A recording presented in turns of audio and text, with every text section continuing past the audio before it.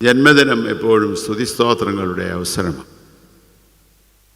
അതുകൊണ്ടാണ് നാം എല്ലാവരും ഇന്ന് കൂടി വന്നിരിക്കുന്നത്.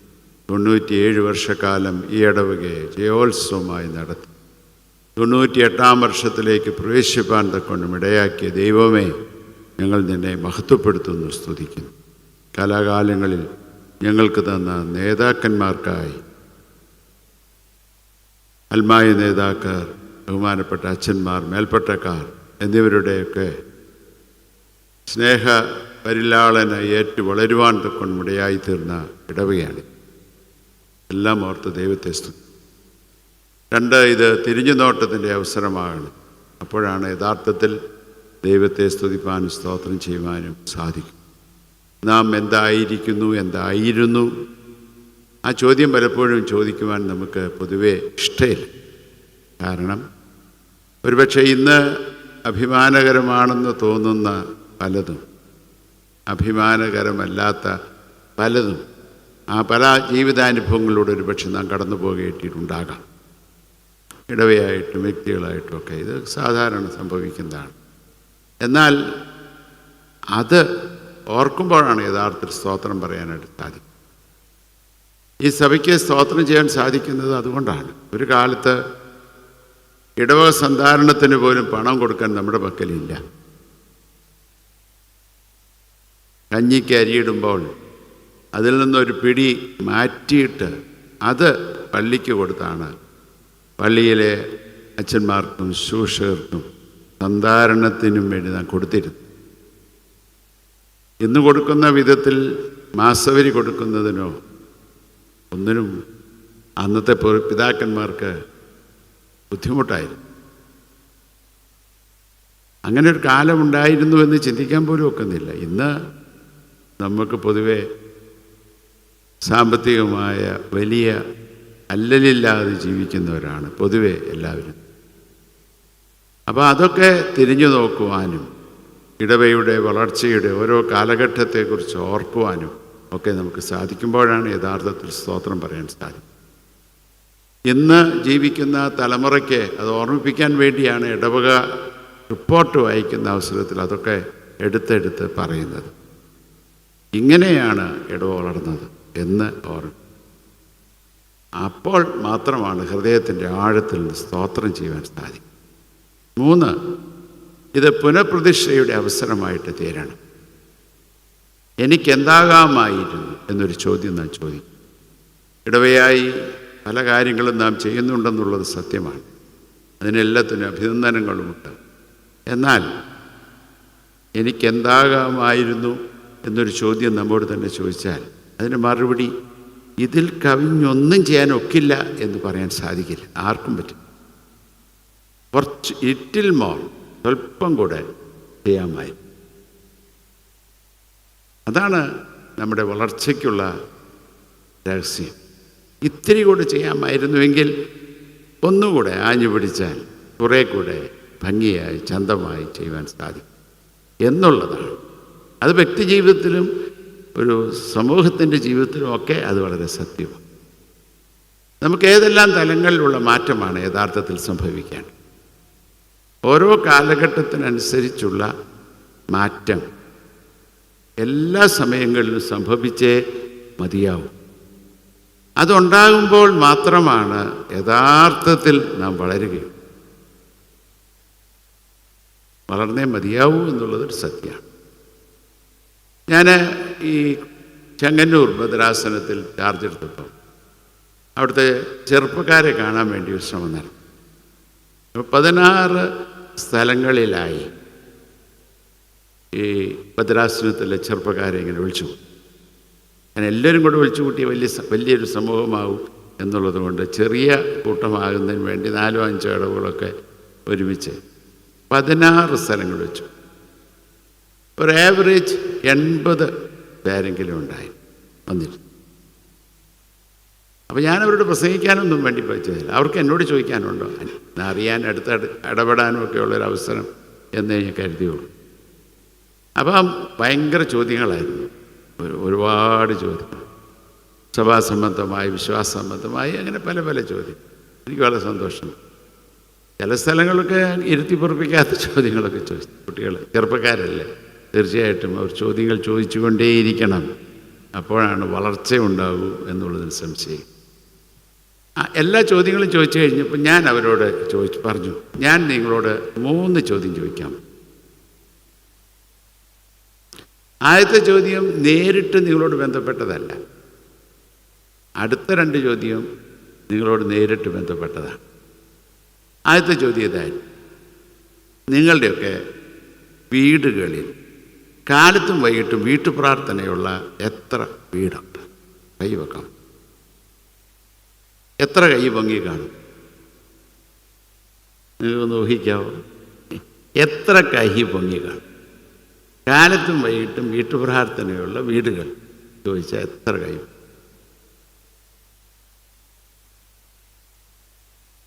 6 കൈ. ഒരുപക്ഷെ ഒരു വീട്ടിൽ നിന്ന് 2 പേരുണ്ടാവാം, 2 കുട്ടികളുണ്ടാവാം, എനിക്കറിഞ്ഞു. ചോദിച്ചില്ല, 6 കൈ. ഭയങ്കര ഷോക്കിങ് ആയിരുന്നു. മാർത്തോമാ സഭയിലെ കാര്യം പറയണം,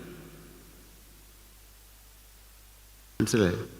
ഇപ്പം നിങ്ങൾ പ്രാർത്ഥിക്കുന്നത് എന്താണെന്ന് എനിക്ക് നല്ല നിശ്ചയമുണ്ട്. ജാക്സൺ ഉൾപ്പെടെ പ്രാർത്ഥിക്കുന്നുണ്ടെന്ന് എനിക്ക് തോന്നുന്നു.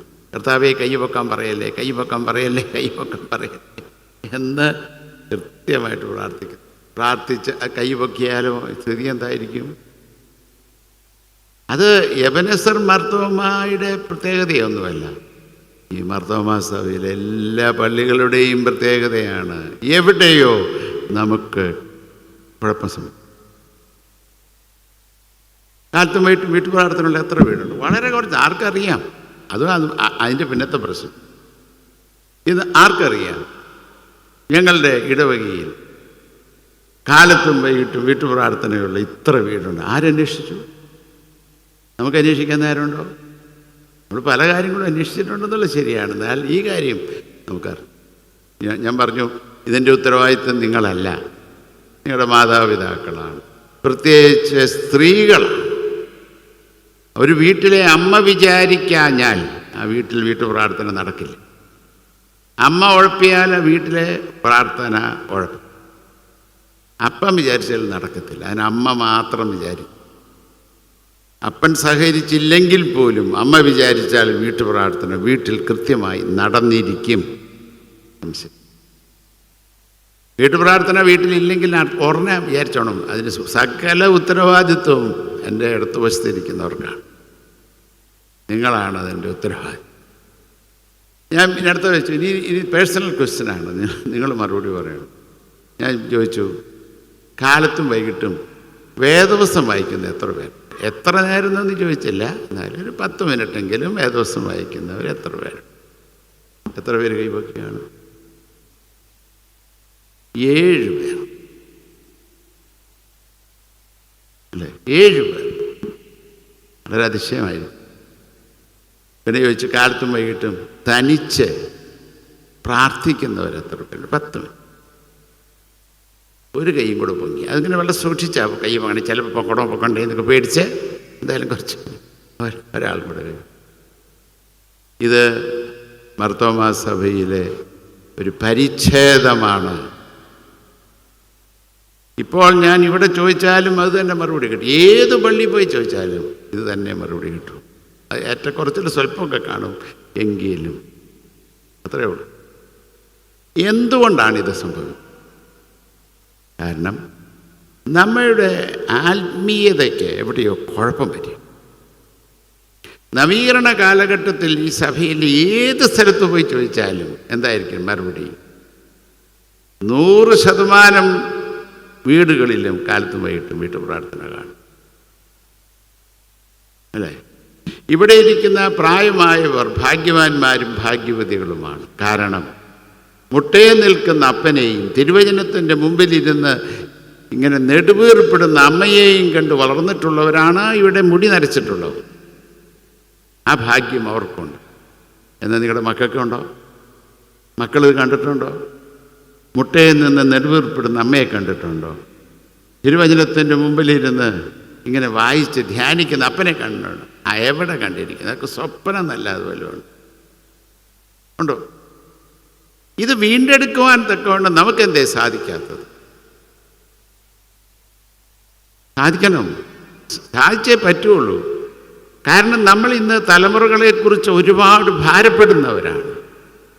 തലമുറകൾ നഷ്ടപ്പെടുന്നു, പള്ളിയിൽ ചെറുപ്പക്കാരില്ല, അല്ലേ?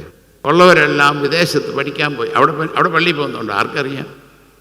തിരുവല്ലായിൽ പോലും സാത്താൻ വർഷിപ്പ് ആരംഭിച്ചിരിക്കുന്ന ഉണ്ട്. നിങ്ങൾക്ക് അറിയാവോ?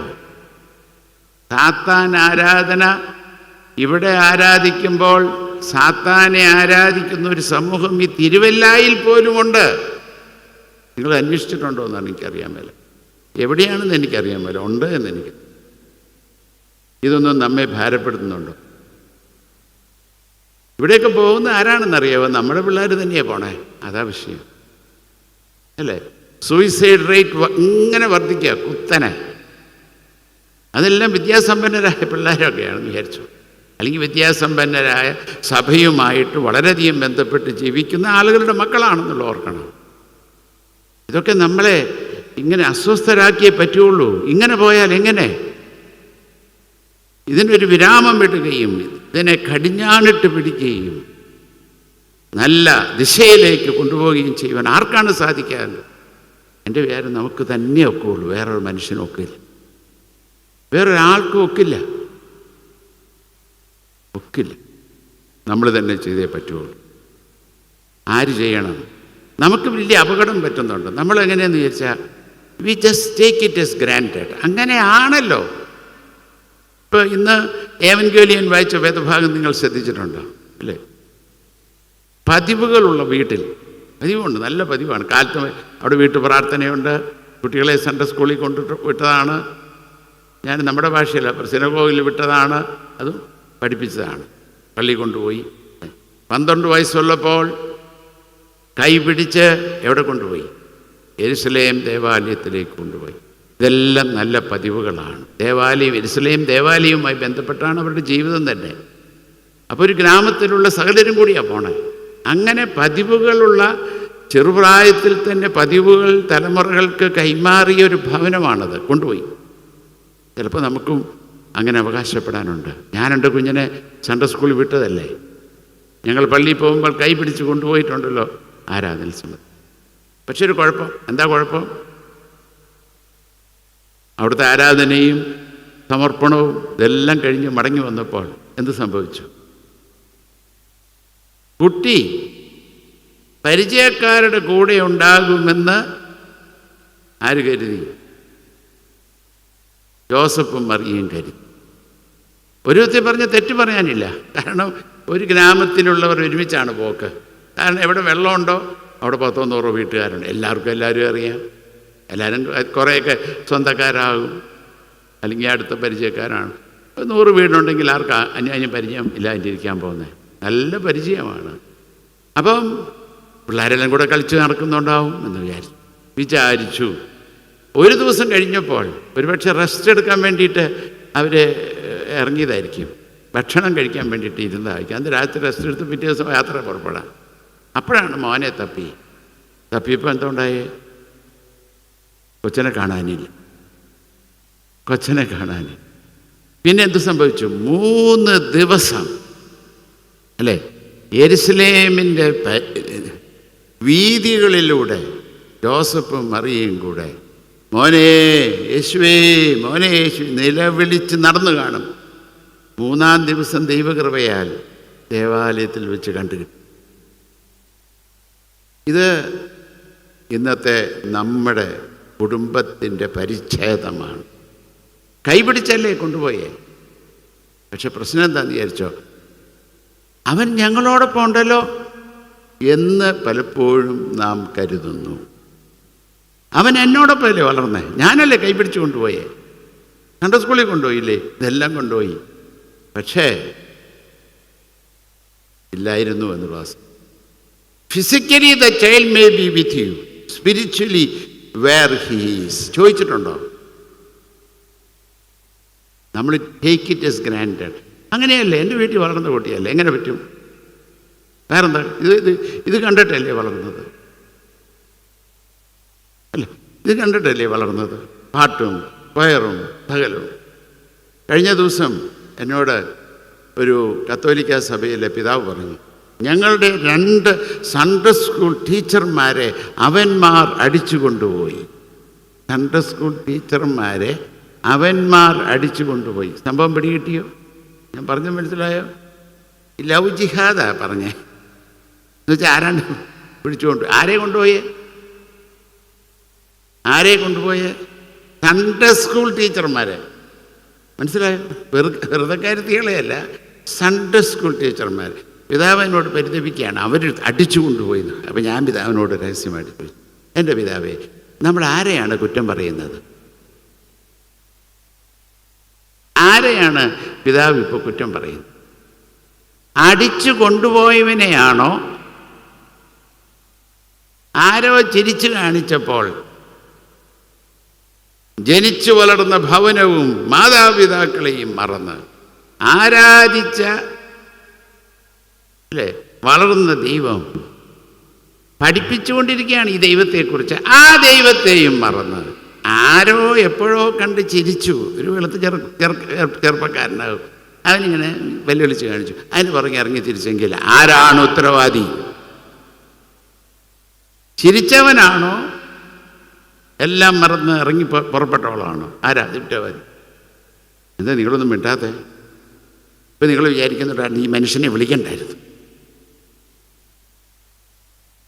അടുത്ത പ്രാവശ്യം വിളിച്ചില്ലെങ്കിലും സാരമില്ല, പറയാനുള്ളത് പറഞ്ഞു. ഈ കാലഘട്ടത്തിൻ്റെ പ്രശ്നമാണിത്. നമ്മൾ വെറുതെ അവരിവരും കുറ്റം പറഞ്ഞിട്ടൊന്നും കാര്യമില്ല. അടിത്തറ ശരിപ്പെട്ട് ഇട്ടിട്ടില്ല, അതാ കുഴപ്പം. ഇന്നത്തെ നമ്മുടെ വലിയൊരു പ്രശ്നം ഇതാണ്. നമ്മൾ നല്ല കുട്ടികളെ വളർത്തും, യേശുവുള്ള കുട്ടികളെ വളർത്താൻ മറന്നുപോയി. നമ്മൾ വിചാരിക്കും തമ്മിൽ എന്താ വ്യത്യാസം? ഉണ്ട്, വളരെ വ്യത്യാസം. നല്ല കുട്ടികളെ വളർത്തുന്നു, പക്ഷെ യേശുവുള്ള കുട്ടിയെ വളർത്തുവാൻ മറന്നുപോയി. ഞാൻ പറഞ്ഞത് നിങ്ങൾക്ക് മനസ്സിലാവുന്നുണ്ടോ എന്ന് എനിക്കറിയാം.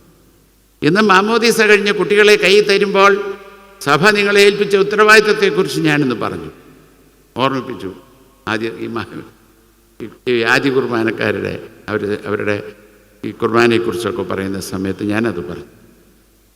എന്താണ് പറഞ്ഞത്? നിങ്ങൾ ക്രമമായി പൈതലിന് വേണ്ടി പ്രാർത്ഥിക്കണം.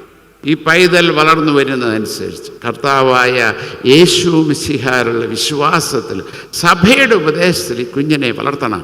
എല്ലാ കാര്യങ്ങളിലും നീ മാതൃകയായിരിക്കണം. ഈ പൈതൽ വളർന്ന് സ്വയമായി സാത്താനെ ഉപേക്ഷിക്കുന്നു, മെസ്സിഹായെ കൈക്കൊള്ളുന്നുവെന്ന് പരസ്യമായി ഏറ്റുപറയത്തക്ക വിധത്തിൽ ഈ പൈതലിനെ നീ അഭ്യസിപ്പിക്കണം. ആരുടെ ചുമതലയാണ്? പ്രൈമറി റെസ്പോൺസിബിലിറ്റി പാരൻസിൻ്റേതാണ്. ഞാൻ വീണ്ടും വളരെ വിനയത്തോടെ ചോദിക്കട്ടെ, ഒറ്റ പ്രാവശ്യമെങ്കിലും ഈ യേശു നിനക്കാരാണെന്ന് ഈ കുഞ്ഞിനോട് ചോദിച്ചിട്ടുണ്ടോ? കുഞ്ഞിനെ വളർത്തിയെടുത്തിട്ടുണ്ടോ? ശരിയാ. ഈ യേശു നിനക്കാരാടാ മോനെ, യേശു നിൻ്റെ കർത്താവാണ്, രക്ഷിതാവാണെന്ന് പറയത്തക്ക വിധത്തിൽ അവനെ അഭ്യസിപ്പിച്ചിട്ടുണ്ട്. ഞാൻ നേരത്തെ പറഞ്ഞതുപോലെ കൈപിടിച്ച് പള്ളി കൊണ്ടുപോയില്ലേ? സൺഡേ സ്കൂളിൽ വിട്ടിട്ടുണ്ടല്ലോ. ബിരുദ പരീക്ഷയ്ക്ക് 98% മാർക്ക് വാങ്ങിച്ചു. പിന്നെ എന്നാ വേണം? സൺഡേ സ്കൂൾ ടീച്ചർമാർക്കൊണ്ട് വലിയ ഉത്തരവാദിത്തം. ഒരിക്കലെങ്കിലും ചോദിച്ചു, 15 വർഷം ഈ കുട്ടിയെ പഠിപ്പിച്ചിട്ട് പറഞ്ഞു വിടുമ്പോൾ യേശു ആരാന്ന് ചോദിച്ചാൽ എന്ന് ചോദിച്ചിട്ട് പോകുന്നവനാണെങ്കിൽ എന്നാ ഗുണം? എന്നെ എന്തിനാ സൺഡേ സ്കൂൾ പഠിപ്പിച്ചു? നിങ്ങൾ അവനോട് ചോദിച്ചിട്ടുണ്ടോ? കുഞ്ഞേ, അവൻ്റെ ചെറുപ്രായത്തിൽ ഹൃദയം കൊടുത്തു എന്ന് പറയട്ടെ. കുറച്ചുകൂടെ കുറഞ്ഞുകൊണ്ട് കഴിയുമ്പോൾ യേശുവാണ് എൻ്റെ എല്ലാം, എൻ്റെ കർത്താവ്, രക്ഷിതാവ്, എല്ലാം. എല്ലാവരും അച്ഛനും ഉപദേശിക്കാവണമെന്നൊന്നുമില്ല. കർത്താവിനെ മാനിക്കുന്ന, സ്നേഹിക്കുന്ന ഡോക്ടർമാർ, എഞ്ചിനീയർമാർ, നേഴ്സുമാർ ഉണ്ടാവട്ടെ അങ്ങോട്ട്. ഇതല്ലേ ഈ സഭയുടെ ശക്തി, അല്ലേ? അല്ലാണ്ട് പണത്തിൻ്റെ ശക്തി അല്ലായിരുന്നല്ലോ ഈ സഭയ്ക്കുള്ളത്. ഇന്ന് ലോകമെമ്പാടും ഈ സഭ വളർന്നു പഠിക്കാനുള്ള അടിസ്ഥാനം അതാണ്. യേശുവിലാണ് എൻ്റെ ശക്തി, അവിടെയാണ് എൻ്റെ അടിസ്ഥാനം. ഇത് കാണാൻ നമ്മുടെ മാതാപിതാക്കൾ ഇന്ന് പരാജയപ്പെട്ടു പോയി. നമുക്ക് കുറേ പണം ഉണ്ടാക്കണമെന്ന് മാത്രമേ ചിന്തിക്കൂ. പണം ഉണ്ടാകുന്നതിൽ തന്നെ തെറ്റും പാപമൊന്നുമില്ല. എന്നാൽ അത് മാത്രമാണ് ജീവിതം, അത് മാത്രം. അതിനുവേണ്ടിയാണ് കുഞ്ഞുങ്ങളെ വളർത്തുന്നത്. അവർ കൊടുത്തിരിക്കുന്ന മൂല്യദർശനം അതാണ്. പരാജയമാണ്. ഇന്ന് സഭ അഭിമുഖീകരിക്കുന്ന രണ്ട് വലിയ പ്രശ്നം. ഒന്ന്, divorce rate is increasing like anything. പ്രത്യേകിച്ച് പട്ടണ ഇടവുകൾ കൂടുതലാണ്, ഗ്രാമീണ ഇടവുകൾ മോശമല്ല. ഞങ്ങളുടെ കയ്യിലൊക്കെ വരുന്നത് റീമാരേജിനുള്ള പെർമിഷന് വേണ്ടിയാണ്. ഞങ്ങൾ അത്രേ അറിയുന്നുള്ളൂ. അത് തന്നെ കണ്ട അലാമിങ് ആണ്. റീമാരേജിനുള്ള അപേക്ഷ അതിൻ്റെ ഇരട്ടിയെങ്കിലും, ഇരട്ടി പോരാ, അതിനപ്പുറമായിരിക്കും ശരിക്കും ഡൈവേഴ്സ് സംഭവിക്കും. എന്താ അതിൻ്റെ അടിസ്ഥാന കാരണം? ഞാൻ ചോദിക്കട്ടെ, ഇവിടെ ഇരിക്കുന്ന ആരെങ്കിലും കുടുംബജീവിതത്തിൽ വഴക്കുണ്ടാക്കാത്ത ഇവിടെ ഇരിപ്പുണ്ടോ? ഇപ്പോൾ 50 വർഷം ഇവർ ജീവിച്ചു, പോട്ടെ, അവർ വിട്. ഒരു 15 വർഷം, ഒരു 10 വർഷം കൂടെ ജീവിച്ചിട്ട് ഒരിക്കൽ പോലും ഞങ്ങൾ വഴക്കുണ്ടാക്കിയിട്ടില്ല എന്ന് ധൈര്യത്തോടെ പറയാൻ മനസ്സുള്ളവർക്ക് ഞാൻ എൻ്റെ മോതിരം ഊരിത്തരാം. എനിക്ക് കൊടുക്കേണ്ടി വരത്തില്ലെന്ന് ഉറപ്പോടുകൂടി ഞാൻ പറഞ്ഞു. അതിനകത്ത് വലിയ തെറ്റൊന്നുമില്ലെന്നേ. ഭാര്യയായാലും ഭർത്താവായാലും ഒരു വഴക്കുണ്ടാക്കിയാൽ എന്നാ കുഴപ്പം? അഭിപ്രായമുണ്ടെങ്കിൽ അഭിപ്രായ വ്യത്യാസമുണ്ട്, അല്ലേ? ഇതുവരെ യാതൊരു വിധത്തിലും ഞങ്ങൾ വഴക്കുണ്ടാക്കിയിട്ടില്ലെന്ന് പറഞ്ഞാൽ ഒന്ന് മൊണ്ണയായിരിക്കും അതിൻ്റെ അർത്ഥം. പിന്നെ അഭിപ്രായം ഇല്ലല്ലോ. ഇയാൾ എന്തൊക്കെ പറയും, മറ്റേ ആൾക്കൊരു ചുക്കും മനസ്സിലാവുന്നില്ല, പിന്നെ എന്നാ വഴക്ക്? ഒരു വഴക്കുമില്ല. അപ്പം ഇവിടെ ഇരിക്കുന്നവരാരും മൊണ്ണകളല്ലാത്തത് കൊണ്ട് തീർച്ചയായിട്ടും വഴക്കുണ്ടാക്കുകയാണ്. നിങ്ങളൊക്കെ ചിലപ്പോൾ വഴക്കുണ്ടാക്കുന്നത് കണ്ട പിള്ളേർ വിചാരിക്കും ഇപ്പം ഡൈവോഴ്സ് ആവും, അമ്മ ഇപ്പം വെട്ടിയെടുത്ത് പോകും എന്നാണ് വിചാരിക്കുന്നത്. അപ്പോൾ 1 മണിക്കൂർ കഴിയുമ്പോഴത്തേക്ക് അമ്മ നല്ലൊരു ചായയൊക്കെ ഉണ്ടാക്കി, ആ ചായ. അപ്പോൾ കൊച്ചുകൾ വിചാരിക്കും ഇതെന്താണ്, ഇപ്പം ഡൈവോഴ്സ് ആവുമെന്ന് വിചാരിച്ച അവള്.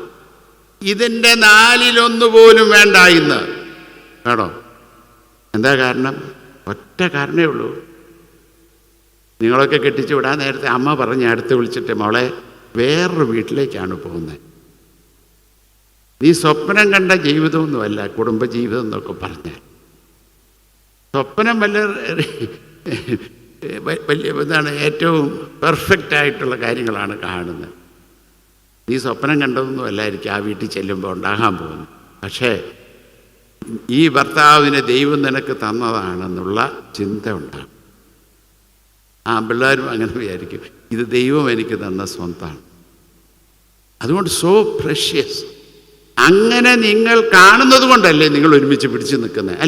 അല്ലാതെ എല്ലാം വീട്ടിലെല്ലാം പെർഫെക്റ്റ് ആയിട്ടാണോ ജീവിക്കുന്നത്? സ്വപ്നം കണ്ട ഭാര്യയെ ആർക്ക് കിട്ടിയിട്ടുണ്ട്? സ്വപ്നം കണ്ട ഭർത്താവിനെ ആർക്ക് കിട്ടിയിട്ടുണ്ട്? ലോകത്തിൽ ആർക്കും കിട്ടിയിട്ടില്ല.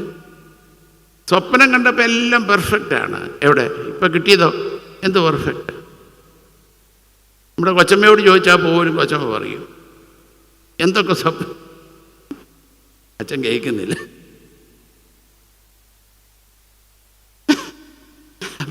അപ്പോൾ അങ്ങനെയല്ലേ. പക്ഷെ മറ്റതോ? ഇന്നോ എന്തെങ്കിലും കൊച്ചു കാര്യം മതി, ഉടനെ ഇട്ടെറിഞ്ഞ് പോവാണ്, ഡൈവേഴ്സ് കഴിഞ്ഞു. നമ്മൾ കണ്ടുകൊണ്ടിരിക്കുന്ന കാര്യമായി പറയണേ. നമ്മുടെ കൺമുമ്പിൽ കാണുന്നതാണ്. കാരണം പ്രശ്നങ്ങളെ അതിജീവിക്കുവാൻ തക്കവണ്ണം സാധ്യമായി തീരുന്നത് അടിത്തറ ശരിപ്പെടുമ്പോഴാണ്. ദൈവത്തിൽ ആശ്രയിക്കുവാൻ സാധിക്കുന്നു. ദൈവത്തോടു കൂടെയാണ് പ്രശ്നങ്ങൾ പലപ്പോഴും നാം അഭിമുഖീകരിക്കുകയും അതിജീവിക്കുകയും ചെയ്തിട്ടുള്ളത്, അല്ലേ? ദൈവത്തോടു കൂടെയാണ്.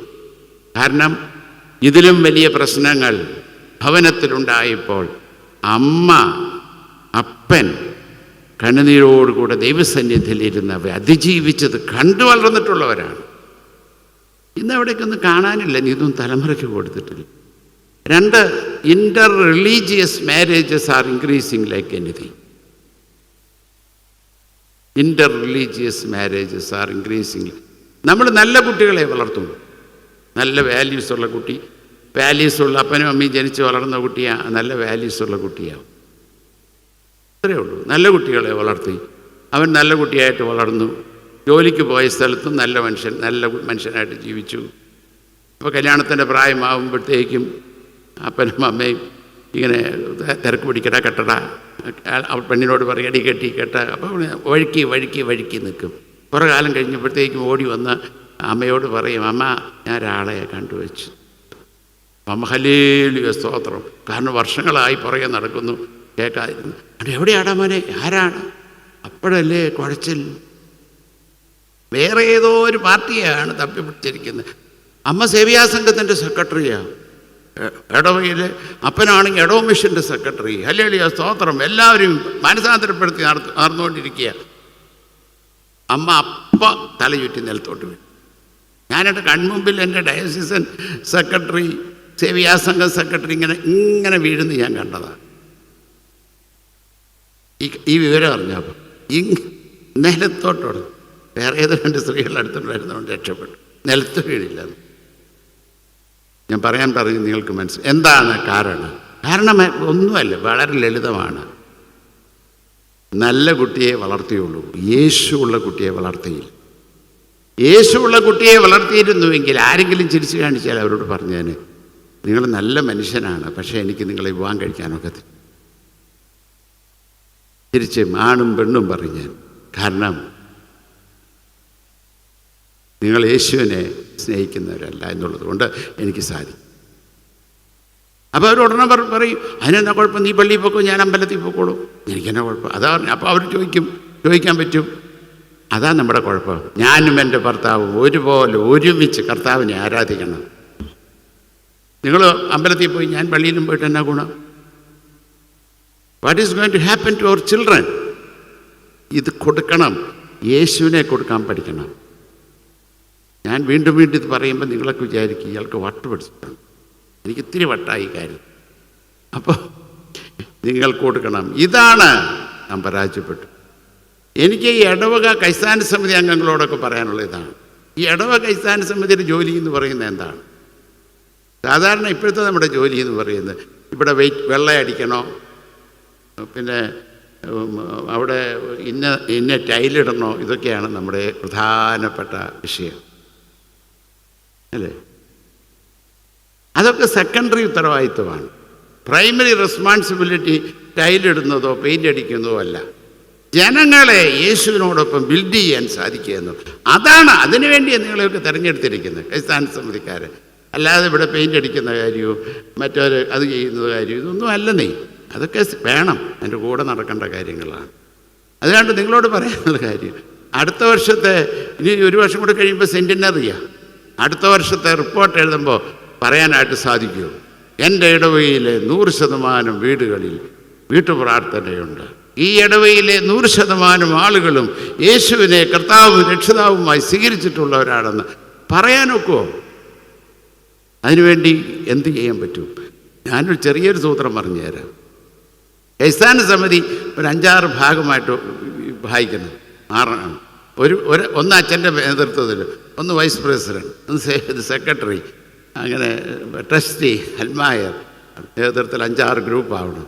എന്നിട്ട് എല്ലാ വീട്ടിലും വിസിറ്റ് ചെയ്യണം, അറിയിച്ചിട്ട് പോകണം. 2-3 വീട്ടിൽ പോയാൽ മതി. പോകാൻ നേരത്തെ റിസീറ്റ് ബുക്ക് കൊണ്ടുവരുത്, കുടിശ്ശിക ലിസ്റ്റ് കൊണ്ടുപോകരുത്, ഒന്നും കൊണ്ടുവരുത്. വേദപുസ്തകം പാഠപുസ്തകം മാത്രമേ കൊണ്ടുപോകൂ. നിങ്ങളെ കണ്ടോടനെ ചോദിക്കും, എന്താ പിരിവെന്താന്ന് ചോദിക്കും 100 വട്ടം ചോദിക്കും. കാരണം പിരിക്കാനല്ലാതെ നമ്മളാരെങ്കിലും വീട് വിസിറ്റ് ചെയ്യാൻ പോയിട്ടുണ്ടോ? ഒഫീഷ്യലി ഞാൻ ചോദിക്കുന്നത്. ആര് പോയി?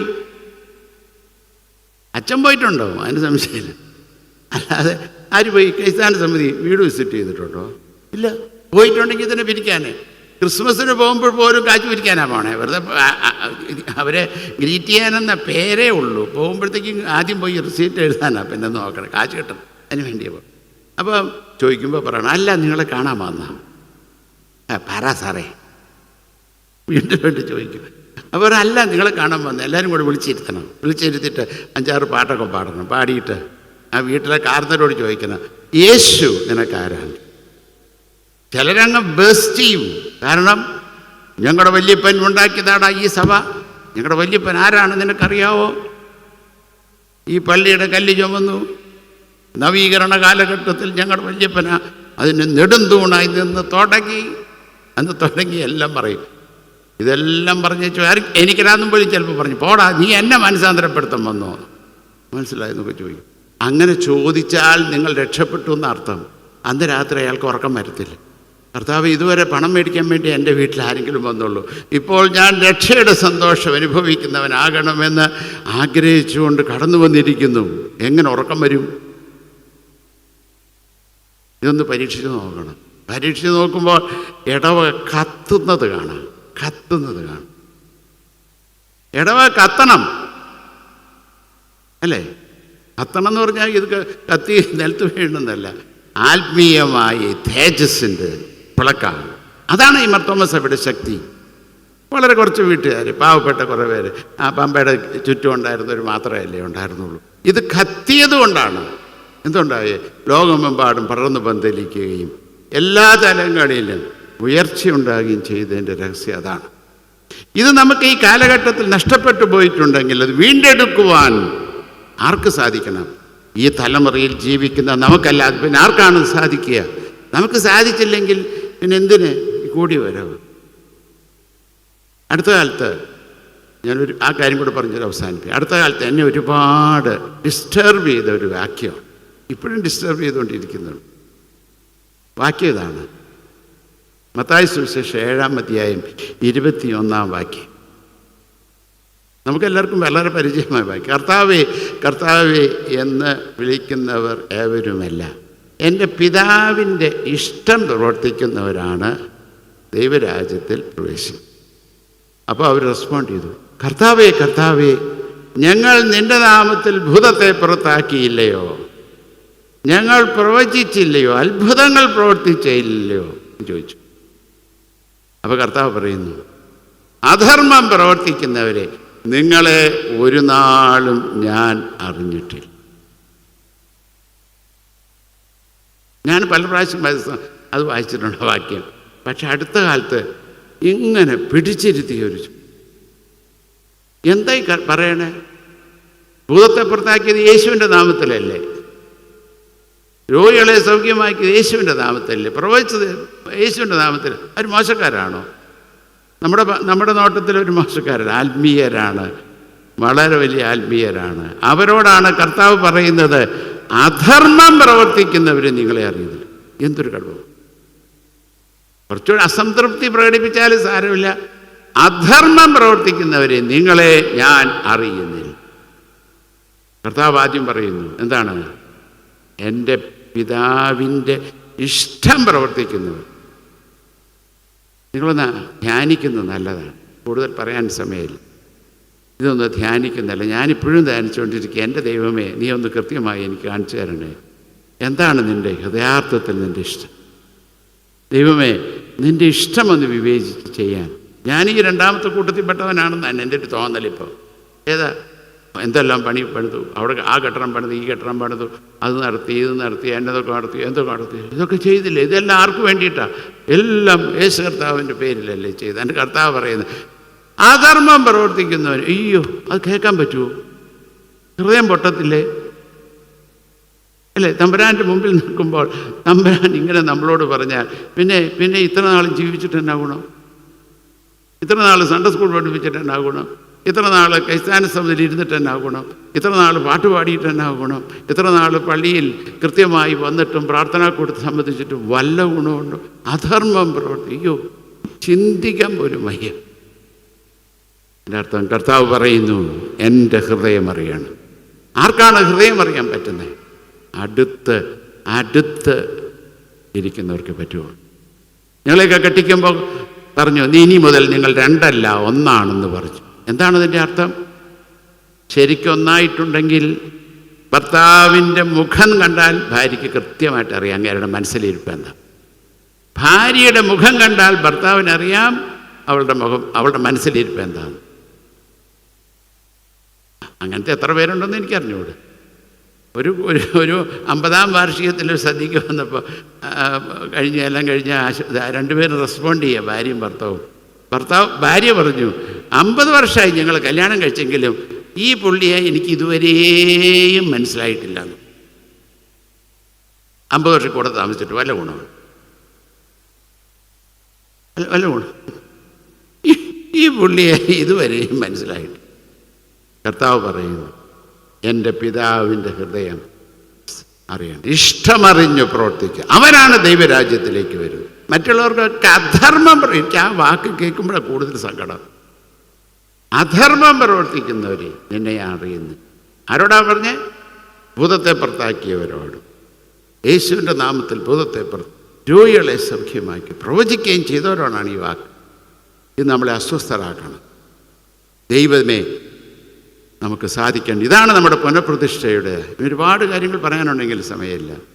പുനഃപ്രതിഷ്ഠയാണ്. ദൈവമേ, നിൻ്റെ ഇഷ്ടം വിവേചിക്കുവാനുള്ള കൃപ നൽകണമേ എന്ന് പ്രാർത്ഥിക്കാൻ നമുക്ക് സാധിക്കും. ദൈവത്തിൻ്റെ ഇഷ്ടമറിഞ്ഞ് ദൈവത്തിൻ്റെ ഹൃദയപ്രകാരം പ്രവർത്തിക്കുവാനുള്ള കൃപ നൽകണമേ എന്ന് നമുക്ക് പ്രാർത്ഥിക്കണം. അതിനനുസരിച്ച് പ്രവർത്തിക്കണം. അപ്പോഴാണ് ഇടവക കത്തി കത്തി പ്രകാശിക്കുന്നത്. അനേകർക്ക് പ്രകാശമായിരിക്കാനിടയായിത്തീരും. എബനേസർ ഇടവകയ്ക്ക് ദൈവം ആ കൃപ നൽകട്ടെ. ഇപ്പോൾ ഉള്ളതിനേക്കാൾ 10 മടങ്ങ് വർദ്ധിതമായ വിധത്തിൽ ഈ ദർശനം ലഭ്യമാകുവാനിടയായിട്ട്. അതിന് നിങ്ങൾക്കൊന്നുമില്ലെന്നൊന്നും ഞാൻ പറഞ്ഞില്ല. നിങ്ങളെല്ലാം കുഴച്ചിലുകാരാണെന്ന് ഞാൻ വാർത്താക്കി. ഇപ്പോൾ ഉള്ളതിനേക്കാൾ വർദ്ധിതമായ വിധത്തിൽ ഈ ദർശനം ഉൾക്കൊള്ളുവാൻ നമുക്ക് സാധിക്കുമ്പോൾ ഈ പ്രദേശം കത്തി ജ്വലിക്കുവാനിടയായിത്തീരും. അതിനിടയാകട്ടെ എന്ന് പ്രാർത്ഥിച്ചു ആശംസിക്കും. ചെയ്തുകൊണ്ട് ചെയ്യുന്നു. ആദ്യം പറഞ്ഞതുപോലെ എനിക്ക് ഇടവഴി വളരെ ഇഷ്ടമാണ്. കാരണം എൻ്റെ അമ്മയുടെ വീടുകളുടെ അടുത്താണ്. ഞാൻ ആ സമയത്തൊന്നും, അവിടെ വരുന്ന സമയത്തൊന്നും ഞാൻ ഇവിടെയൊന്നും വന്നതായിട്ട് ഓർക്കുന്നില്ല. പക്ഷെ എന്നാൽ റംബാനായ ശേഷം 2ാമത്തെ കുർബാന ചൊല്ലിയത് ഈ പള്ളിയിലാണ്. കാരണം അമ്മ വീട്ടിൽ പോയി ചൊല്ലി എന്നുള്ളതിന് തുല്യമായിട്ടാണ് ഞാനിതിനെ കണ്ടത്. അതുകൊണ്ട് നിങ്ങളോടൊപ്പം ഈ ദിവസം ചെലവഴിപ്പാൻ